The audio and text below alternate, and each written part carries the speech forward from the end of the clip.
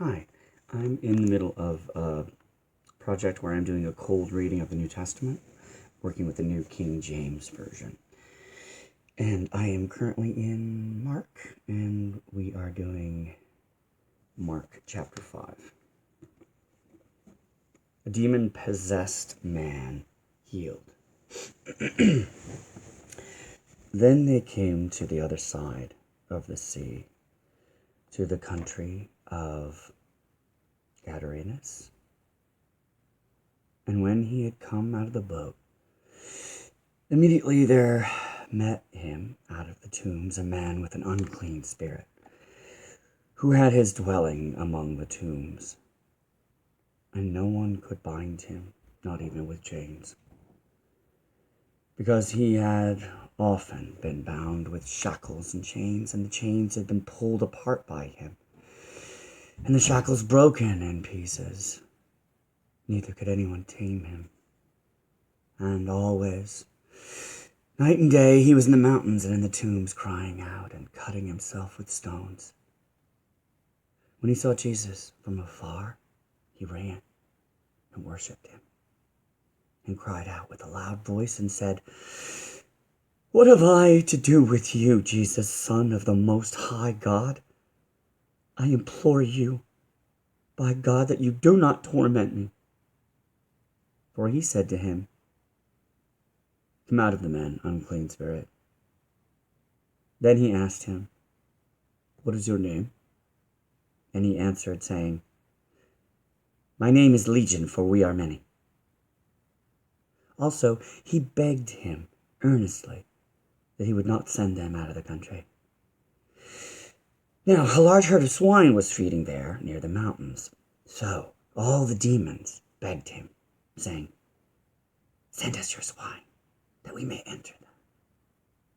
And at once Jesus gave them permission.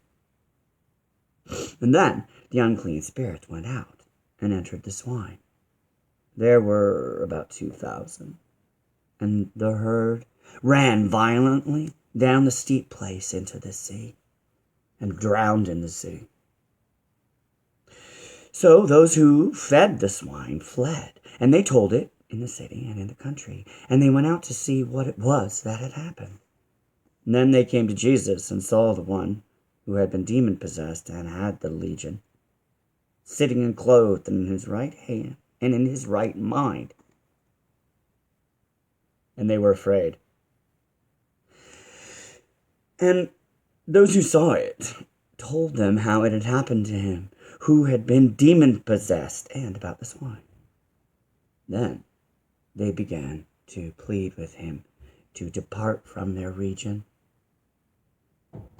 And when he got into the boat, he who had been demon-possessed begged him that he might be with him. However, Jesus did not permit him, but said to him, "Go home to your friends and tell them what great things the Lord has done for you, and how he has had compassion on you." And he departed and began to proclaim in Decapolis all that Jesus had done for him, and all marveled. A girl restored to life, and a woman healed. Now, when Jesus had crossed over again by boat to the other side, a great multitude gathered to him, and he was by the sea.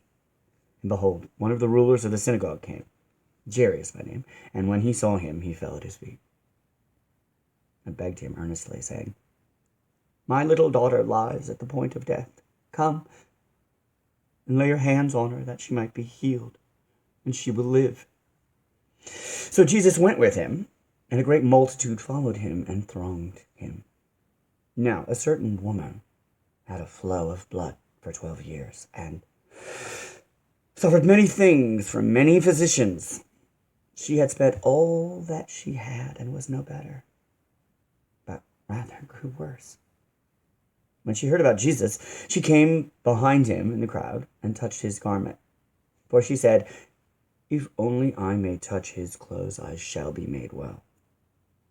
And immediately the fountain of her blood was dried up, and she felt in her body that she was healed of the affliction.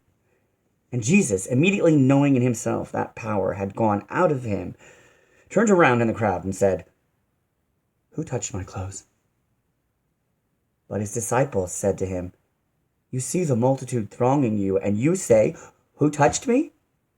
And he looked around to see her who had done this thing. But the woman, fearing and trembling, knowing what had happened to her, came and fell down before him and told him the whole truth. And he said to her, "Daughter, your faith has made you well. Go in peace and be healed of your affliction." While he was still speaking, some came from the ruler of the synagogue's house, who said, "Your daughter is dead. Why trouble the teacher any further?" And as soon as Jesus heard the word that was spoken, he said to the ruler of the synagogue, "Do not be afraid, only believe." And he permitted no one to follow him except Peter, James, and John, the brother of James. Then he came to the house of the ruler of the synagogue and saw a tumult and those who wept and wailed loudly. And when he came in, he said to them, "Why make this commotion and weep? This child's not dead, but sleeping." And they ridiculed him. But when he had put them all outside, he took the father and the mother of the child and those who were with him and entered where the child was lying. And then he took the child by the hand and said to her, "Talitha Kumi," which is translated, "Little girl, I say to you, arise."